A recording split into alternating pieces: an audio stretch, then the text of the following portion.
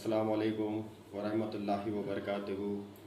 मैं सैयद जावेदुल्लाह आप तमाम उम्मत मुसलमा को ईद उल फितर की बरखुलूस मुबारक बात पेश करता हूँ और अल्लाह से ये दुआ करता हूँ कि या अल्लाह आप हम तमाम उम्मत मुसलमा को या अल्लाह अपने हिफ्ज़ व ईमान में रखें और हम तमाम मुसलमानों को और तमाम हिंदुस्तानियों को और तमाम जितने भी मुल्क हैं जहाँ पर कोरोना की वबा से लोग परेशान हैं उन सब के परेशानियों को दूर फरमाएं और ये वबा से सबको महफूज रखें। ख़ासकर तेलंगाना के लोगों को जहाँ पर ज़्यादा तादाद में कोरोना से मुतासिर हो रहे हैं लोग, या अल्लाह उनको शिफाए कामिला अता फ़रमाएँ और इन सब की हिफाजत फरमाएँ। और मैं आप तमाम हजरात से एक खुसूसी पैगाम देने के लिए आया हूँ। ये पैगाम ये है कि मैं काफ़ी दिन से देख रहा हूँ हुकूमत तेलंगाना का तमाशा, जो इस कदर सर पर चढ़ चुका है। अब आवाम के इतना बेज़न करके रखे हैं ये लोग आवाम को कि मैं बता नहीं सकता। कि एक पॉलिटिक नहीं, ये तो एक पॉलिटिकली एक तमाशा बना दिए ये लोग। आवाम को तो एक खिलौना बना कर रखे हैं। क्या समझ क्या रखे हैं आखिर मेरे को ये समझ में नहीं आता। तेलंगाना चीफ मिनिस्टर केसीआर अपने आप को हुकूमत चलाने वाले एक लीडर है या अपने आप को बादशाह समझ रहे हैं, ये मेरे को नहीं मालूम है। ये इसीलिए क्योंकि बादशाहियत चल रही है। जब दिल बोला लॉकडाउन, जब दिल बोला जो है ना नाइट कर्फ्यू, जब दिल बोला डे कर्फ्यू, जब दिल बोला जैसा चाह वैसा जो है ना पब्लिक के साथ सलूक किया जा रहा है। और सबसे बड़ी बात ये है कि कोरोना जो है तेलंगाना में केसीआर को इलेक्शन के टाइम नज़र नहीं आया।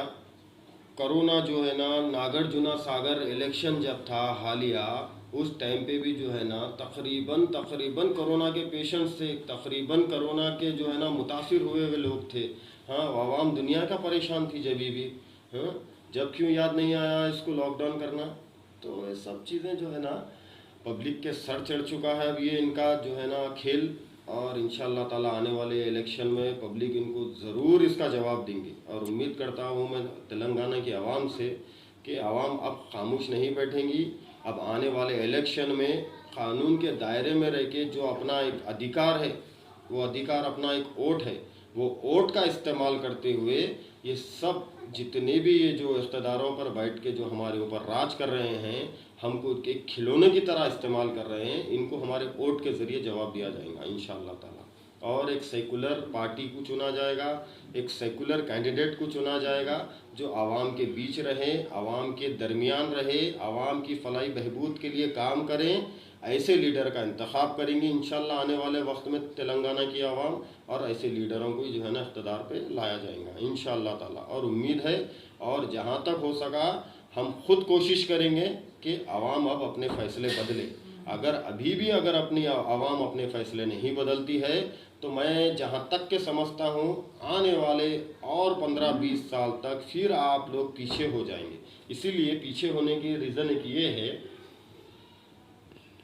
कंटिन्यू 1.5 साल 1 साल से जो है ना ये लोग पीछा उठाए हुए हैं। बंगाल में इलेक्शन हुआ, ऑल इंडिया में प्रधानमंत्री को इतनी भी ज़री अक्ल नहीं है या हिंदुस्तान की आवाम बेवकूफ़ समझ रहा है, और दूसरा कोई रीज़न नहीं है। इसको यही लग रहा है कि मैं बादशाह बन गया और ये पूरी हिंदुस्तान की आवाम जो है वो मेरे तल्लों के नीचे है।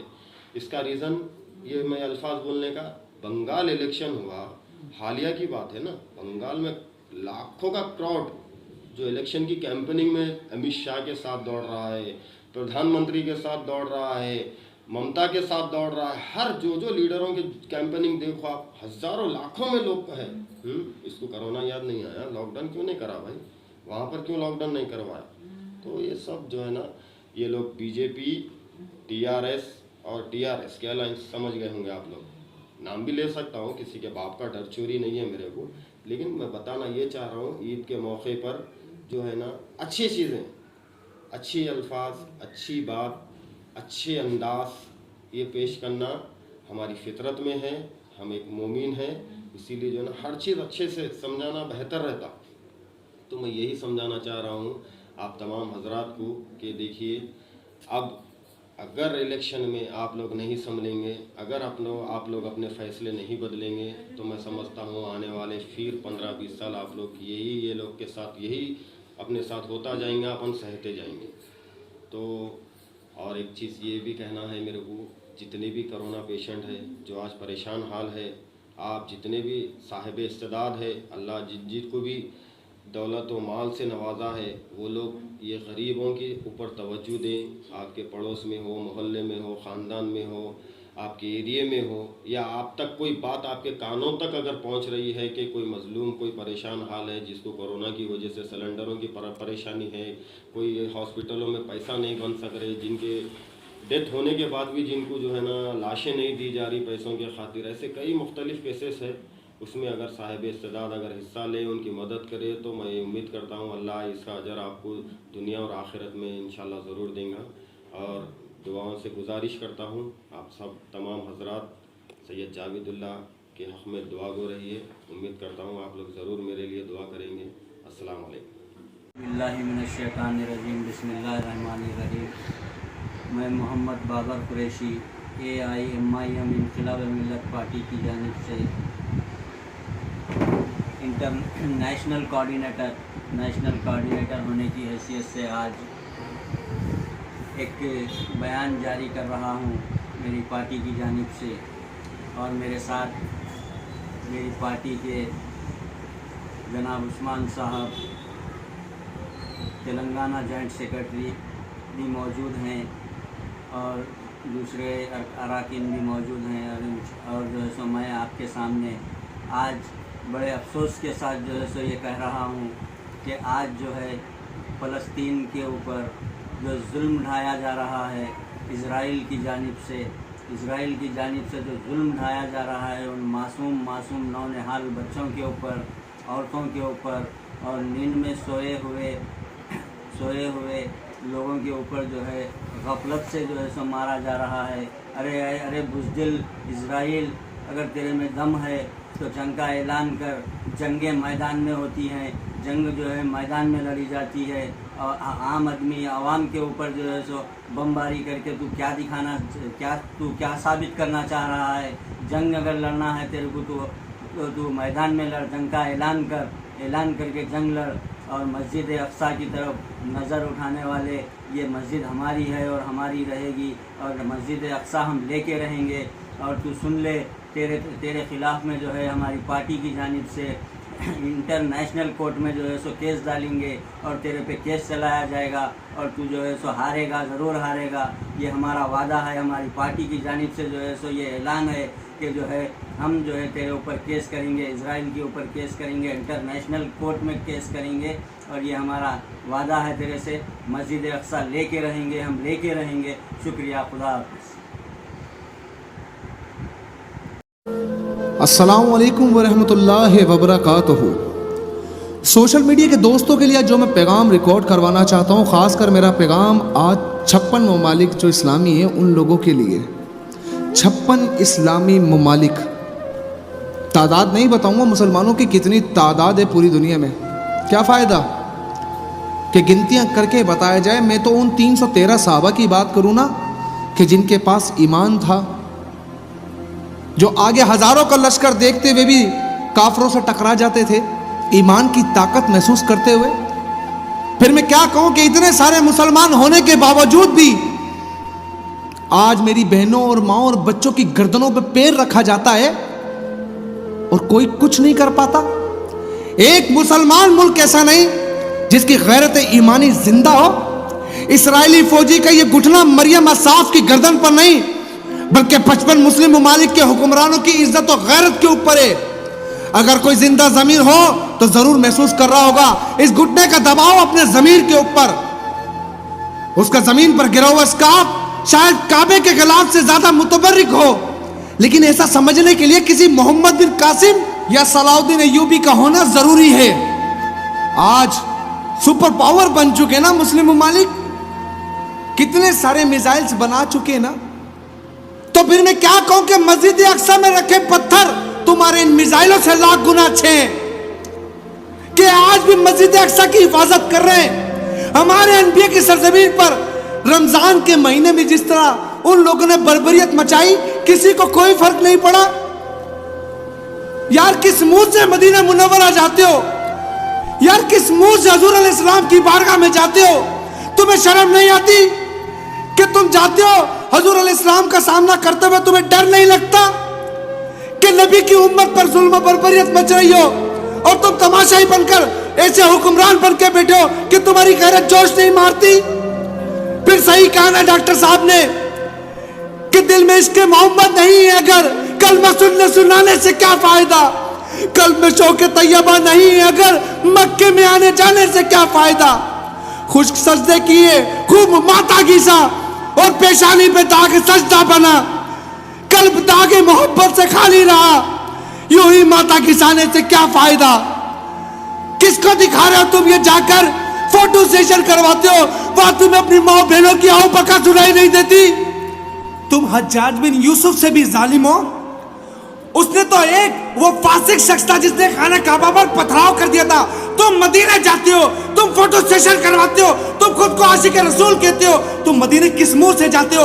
हज्जाज बिन यूसुफ ने खाना काबा पर पथराव किया, लेकिन एक मुस्लिम बेटी ने लिखा था कि अल मदद अल हज्जाज अल मदद, मेरी मदद को आओ।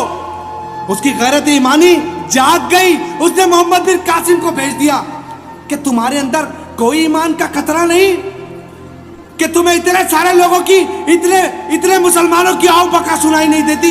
56 मुमालिक बैठकर कुछ नहीं करे, तमाशा देख रहे। तो फिर तुम्हारे इस इत्तेहाद के ऊपर तमाशा बना दिया तुमने मुसलमानों का। और अल्लाह क्यों ना करे तुम्हें जलील कि तुम इतनी ताकत रखकर भी मुसलमानों के लिए कुछ नहीं कर पा रहे, क्योंकि तुम्हारे मुल्क का मसला नहीं है। तुम्हें सिर्फ अपनों के ऊपर रोब जमाना आता है, तुम्हें अपनों के ऊपर ताकत दिखाना आता है। अगर यही ताकत तुम काफिरों पर दिखा देते तो शायद रब भी तुमसे राजी होता और तुम्हारी कौम भी तुमसे, लेकिन तुमने ऐसा नहीं किया। मैं तमाम मुसलमानों को कहता हूं, एहतजाज एहतजाज एहतजाज, जितना हो सकता है अपने ईमान का हिस्सा समझते हुए एहतजाज करो कि हम इसराइल को दहशतगर्द मानते हैं। वो दहशतगर्द मुल्क है, बल्कि हम तो उसको कुछ मानते नहीं। वो सिर्फ एक बकवास है, वो सिर्फ दहशतगर्द है, वो कुछ भी नहीं। कायदे आज़म ने उसको कभी रियासत तस्लीम नहीं किया, हम भी नहीं करते। उठाए गिरे लोग, हराम की पैदावारें, उनको तुम तहफ़्फ़ुज़ फराहम करते हो सिर्फ ये कहकर कि तू यूरोपीय यूनियन तुमसे नाराज हो जाएगी। वो मुल्क जिसका तजिया निकाला गया कि वो पूरा का पूरा मुल्क, उसकी ज्यादातर आबादी हराम की है, तो मुझसे डर गए?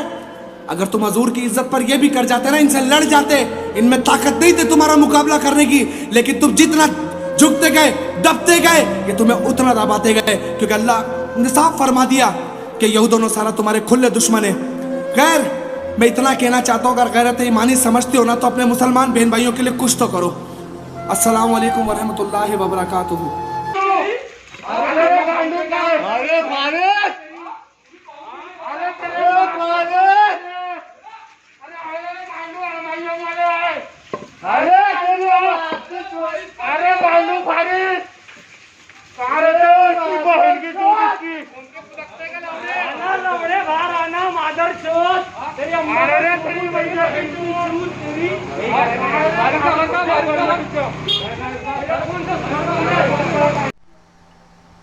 साथियों, जैसे कि आपको पता है कि कल एक इंसिडेंट हुआ था। हमारे मजलिस इत्तेहादुल मुस्लिमीन के खासदार इम्तियाज़ जलील साहब को नागपुर के एक फारिस कादरी नामक व्यक्ति ने फ़ोन करके उनके साथ में अभद्र भाषा का उपयोग किया था, जिसको लेकर नागपुर के अंदर में, पूरे महाराष्ट्र के अंदर में कार्यकर्ताओं के अंदर में एक रोष था। तो कुछ कार्यकर्ताओं ने उसके घर के ऊपर में जाकर हंगामा भी किया था। उसकी ये लेते हुए मजलिस इत्तेहादुल मुस्लिमीन नागपुर की टीम ने नागपुर के तहसील थाना पुलिस स्टेशन के अंदर में उसके खिलाफ कंप्लेंट की थी। उस कंप्लेंट को की जानकारी लेते हुए नागपुर तहसील पुलिस ने फारिस कादरी को जो है अरेस्ट किया हुआ है, और अभी इस वक्त वो नागपुर के तहसील थाना पुलिस स्टेशन के अंदर में है। और हम लोगों को भी यहाँ बुलाया गया था, हमारी पूरी टीम, निसार सिद्दीकी साहब, शहर अध्यक्ष जावेद अख्तर, मैं, मेरे साथ वकारुद्दीन अंसारी और पूरे कार्यकर्ता यहाँ पर जो है, जफर सोलंकी साहब वेस्ट के प्रेसिडेंट, ये पूरी टीम नागपुर तहसील थाना पुलिस स्टेशन के अंदर मौजूद है और पुलिस अपनी कार्रवाई कर रही है। पुलिस ने मुझे यानी शाहिद रमून वाला को और जावेद अख्तर को 149 का नोटिस भी दिया हुआ है। तो इसीलिए मैं कार्यकर्ताओं से अपील करता हूं कि प्रशासन और पुलिस प्रशासन जो है वो अपना काम कर रहा है। फारिस कादरी के ऊपर में कार्रवाई चल रही है। सभी कार्यकर्ता जो है शांति बनाए रखे, पुलिस और कानून के हिसाब से उसे जो भी सज़ा मिलनी है वो कानून के हिसाब से मिलेंगी। मैं सिर्फ अभी इस वीडियो के माध्यम से हमारे पूरे महाराष्ट्र के और नागपुर के कार्यकर्ताओं को कहना चाहता हूँ कि वो सिर्फ और सिर्फ शांति बनाए रखें और प्रशासन का साथ दें। और जो हमारे तहसील थाने के जो पीआई साहब है भंडारकर साहब, इन्होंने खुद अभी फ़ोन पर खासदार इम्तियाज़ जलील साहब से बात किया है और जो भी हर संभव उसके अंदर में उसको कार्रवाई करने का उन्हें आश्वासन दिया है। तो मैं कार्यकर्ताओं से अपील करता हूं कि वो शांति बनाए रखें और किसी भी तरह का गैरकानूनी काम और कानून को हाथ में लेने का काम ना करें, क्योंकि इस वक्त कोरोना का काल चल रहा है, एकेडमिक एक्ट लगा हुआ है और हमारी अभी सबसे पहले जो है कोरोना से हमको लड़ाई लड़ना है। इसलिए मैं कार्यकर्ताओं से अपील करता हूँ कि शांति बनाए रखें, प्रशासन अपना काम कर रहा है और उसके ऊपर में उचित कार्रवाई की जाएगी। बहुत बहुत शुक्रिया।